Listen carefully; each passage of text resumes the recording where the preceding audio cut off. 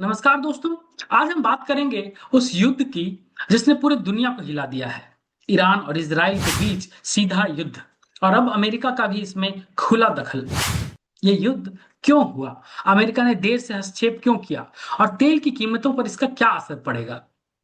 Iran और Israel के दुश्मनी कोई नई नहीं है। 1979 में ईरान में इस्लामिक क्रांति के बाद तेहरान लगातार इजराइल को जानी दुश्मन कहता रहा है। ईरान ने हमास और हिजबुल्लाह जैसे ग्रुप्स को सपोर्ट किया और उन्होंने इजराइल पर अटैक भी किया। ये सब इजराइल की सीमाओं पर खतरे बने रहे।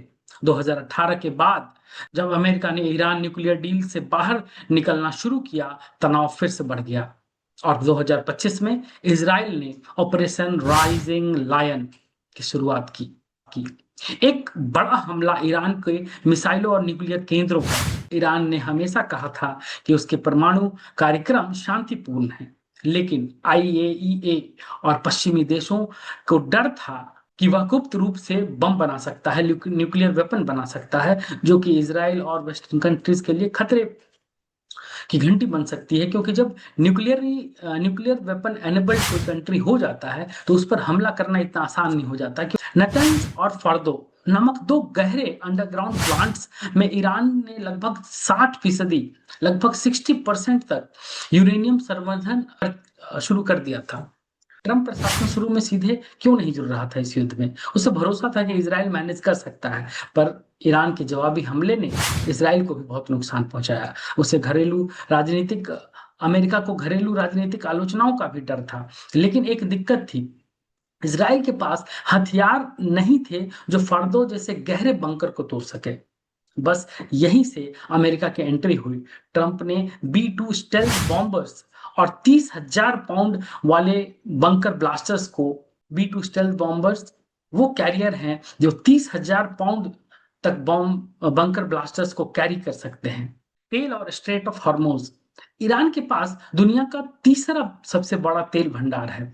स्ट्रेट ऑफ हॉर्मोज के जरिए दुनिया का लगभग 20% तेल आता जाता है। जैसे ही युद्ध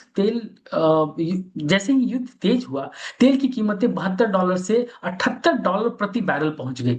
अगर स्ट्रेट ऑफ हार्मोज बंद हुआ तो पूरी दुनिया में तेल के लिए हाहाकार मच जाएगा, तेल की महंगाई बढ़ जाएगी। और एक दृष्टिकोण यह भी कहा जाता है कि रशिया, जो ईरान का दोस्त कहा जाता है, वो इसलिए भी इस युद्ध में नहीं उतरा क्योंकि उसे एक बेनिफिट नजर आता है कि अगर ईरान तहस नहस होता है तो तेल के लिए दुनिया को रशिया पर डिपेंडेंट होना पड़ेगा और मनमाना दाम ले सकता है और बिलियंस ऑफ डॉलर कलेक्ट कर सकता है रशिया।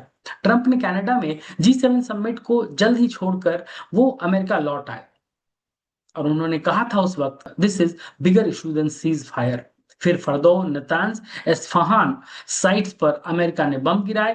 ट्रंप ने ट्रूथ सोशल पर लिखा, हमने मिशन पूरा किया, ईरान को न्यूक्लियर हथियार रखने नहीं देंगे। अब सवाल उठता है कि क्या ईरान चुप रहेगा या हम एक बड़े युद्ध की ओर बढ़ रहे हैं? अगर चाइना और रशिया इस युद्ध में कूदे और वो अगर ईरान का साथ देते हैं तो हमें डर है कि कहीं हम वर्ल्ड वॉर 3 की ओर न चले जाएं।